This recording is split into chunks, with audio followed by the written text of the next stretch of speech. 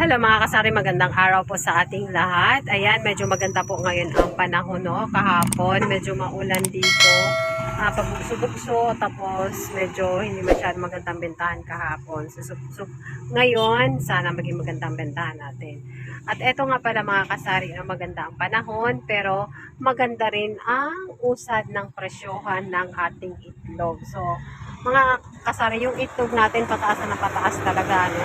Ito, nakaraang araw nga, 4 days ago, itong ganito is nakukuha ko lang ng 180 per tray.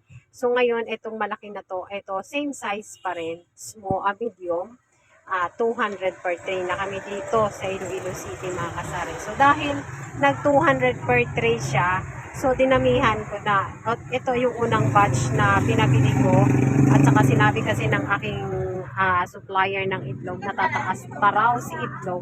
Kaya ito, nagpabili ulit ako sa ilalim. Ayan, sa ilalim yung 5 tray. So, pinahabol ko na lang yun at hindi ko pa muna din-display kasi nga medyo masigit na dito kung ilalagay ko pa yung 5 tray sa ilalim. So, nagpahabol ako mga kasari kasi sabi ng aking supplier is magtaas daw uli yung itlog na. So, kagaya na lang po yan, sumabay din sa ating bigas. Kumarurot din ang pagtaas ng bigas mga kasari. Pagkano na bang per kilo ko dito sa aking tindahan? Ito, meron na tayong tag 60 per kilo. Ganitong klase yan. Ayan. And, ito ating sinandoming, ngayon mga kasari, 55 pesos na po ang aking tindahan. At meron tayong super white dito. Super white na lang mga kasari, tag 54 na ang benta. Ayan, 5.4 na siya, no? Sobrang taas na rin talaga ng bigas.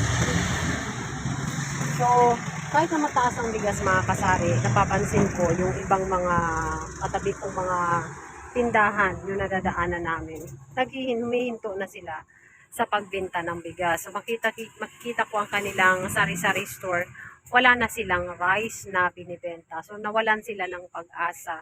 Dahil nga siguro sa nagtaas ang bigas. Kasi kung magtaas ang bigas mga kasari, of course magdadagdag tayo ng puhunan.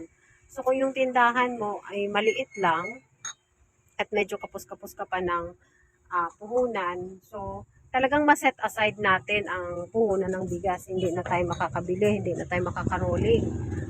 So pero advice ko pa rin sa inyo mga kasari, kung kayo man ay nag-start ng bigas, huwag kayong mawala ng pag-asa. Kahit mahal yan, kahit isang sako na lang muna. Kung noon ay nakakabili kayo ng 3, 2, huwag kayo mag-stop.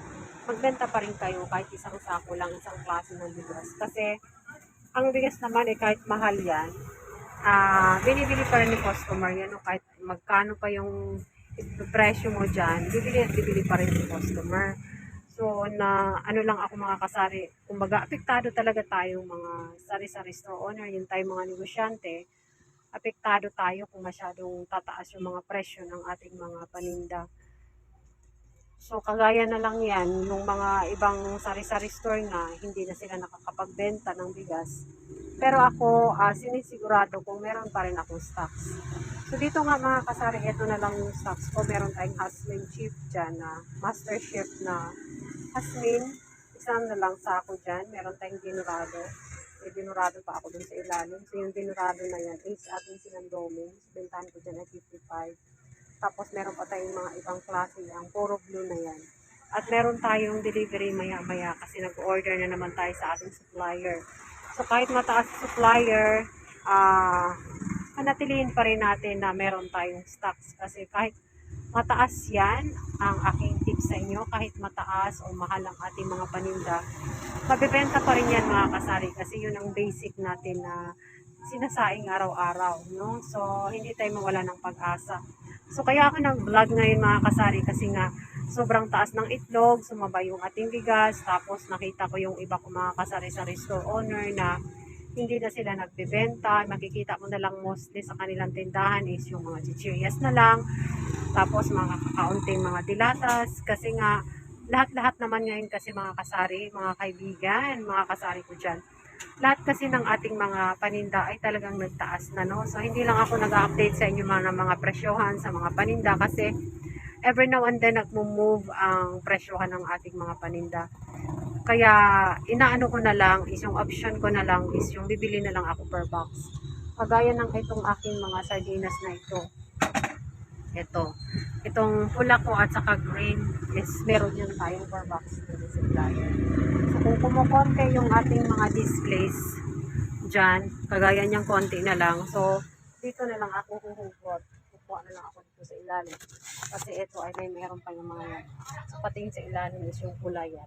Ayun. So dyan lang ako kumukuha. Tapos ito namang ating isang box nito. Itong ating silver swan. So ayan o. Kung kukonti yan, so dito ko na lang din ako kukuha magre-refill. So naging attitude ko na tuloy mga kasari na per box na lang ako, per case na lang ako bibili ng aking mga item. Kagaya nitong ating Burr Brand. Yan si Burr Brand na yan ay tumaas ng pataas yung presyohan yan. Hindi rin steady si Burr Brand. So kailangan natin, kung meron tayong puhunan, kailangan natin mag-invest ng medyo marami-raming stocks para hindi tayo sasabay ng parating tumataas yung mga presyon sa market.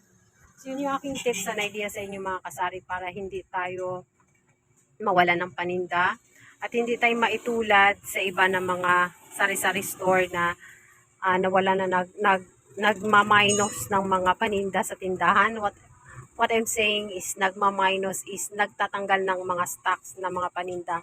Kumbaga binabawasan nila yung paninda nila. Kagaya ng rice dahil nagtaas, hindi na sila nagbebenta. Ayan. Kagaya sa itlog dahil nagtataas, hindi na sila magbebenta ng itlog kasi mataas na raw. So so yung nakikita ko na lang is yung kanila na lang mga chichirias kasi yung chichirias is very affordable, magkakano lang ang presyuhan yan. So yung kapital mababa. So doon sila na-stick yung mga maliliit na mga paninda. So what about the basic na mga paninda natin? Hindi na sila nagtitinda. So yung tips ko sa inyo mga kasari kapag meron tayong puhunan, so invest na lang muna natin sa ating mga paninda. Anyways, hindi naman may expire ang mga yan. So yun ang aking tips and ideas ngayon mga kasari. Kung meron tayong mga puhunan, ibibili na lang natin ng ating mga paninda kasi kahit na magstay dyan ng ilang araw, let's say 1 month, 2 weeks, 3 weeks, hindi naman aabot sa ganyan, no? Mabibenta at mabibenta pa rin naman natin yan. So, bumili na lang tayo ng medyo marami-raming stocks mga kasari.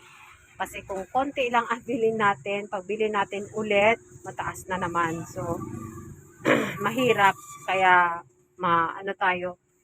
ma-compromise tayo sa ating mga kapital sa ating tindahan. So, ito na pala ang ayos ng aking store ngayon, mga kasari, no? And, magandang araw muli sa inyo. So, yun ang aking tips. Kapag meron tayong puhunan, invest muna natin sa ating tindahan, sa ating mga stocks para hindi tayo mahirapan. Pag sunod natin na bili is mataas na naman ulit ang mga puhunan nito. So, ayun na lang ang aking share ngayong araw ng Monday. Thank you so much guys for watching.